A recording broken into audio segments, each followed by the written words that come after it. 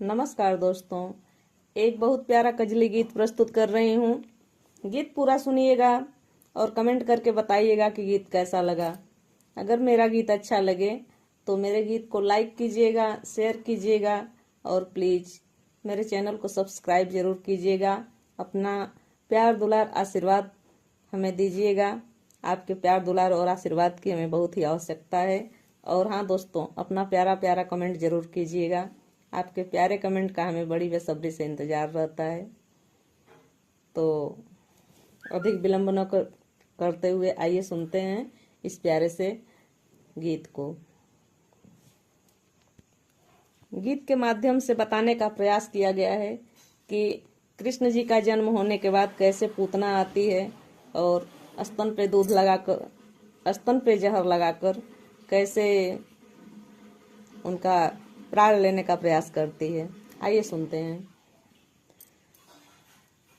कहवा ही भइले रामा कृष्ण के जन्म हो रामा, कृष्ण के जन्म हो रामा।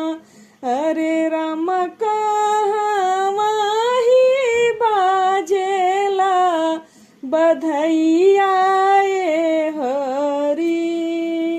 हरे राम कहवा में बाजेला बधैया हरी। कहवा ही भइले रामा कृष्ण के जन्म हो रामा, कृष्ण के जन्म हो रामा। अरे राम कहवा में बाजेला बधैया हरी। अरे राम कहवा में बाजेला बधैया हरी। मथुरा में भइल राम कृष्ण के जन्म हो राम, कृष्ण के जन्म हो राम। हरे राम गोकुला में बाजेला बधैया हरी।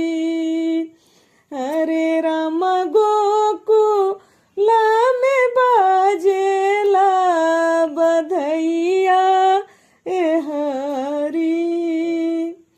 कंस के महलिया से राम निकाली है पूतना हो रामा, निकाली है पूतना हो रामा।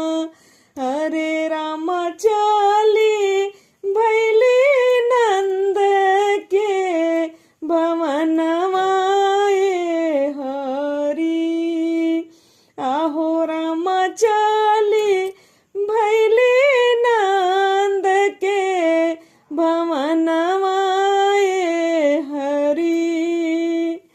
सोने के पलनवा पे कृष्णा झूले रे झूलनवा हो रामा, झूले रे झूलनवा हो रामा।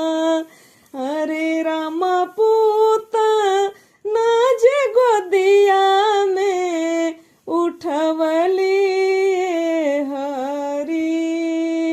आहो राम पूतना जे गोदिया उठवली हरी।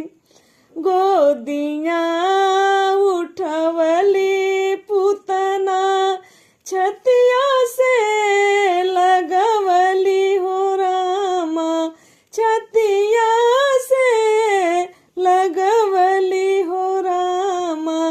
अरे राम छतिया में जहर लगवली हरी। हरे राम छतिया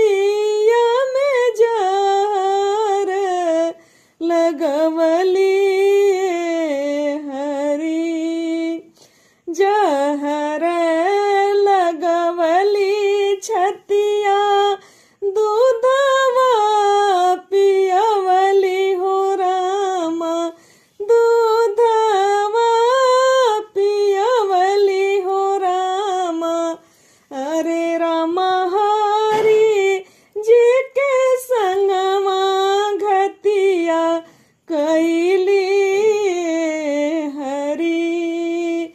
हरे राम प्रभु जी के सतमा घतिया कैली हरि। पियत पियत कृष्ण लिहल रे परनवा हो राम लिहल परनवा हो राम। हरे राम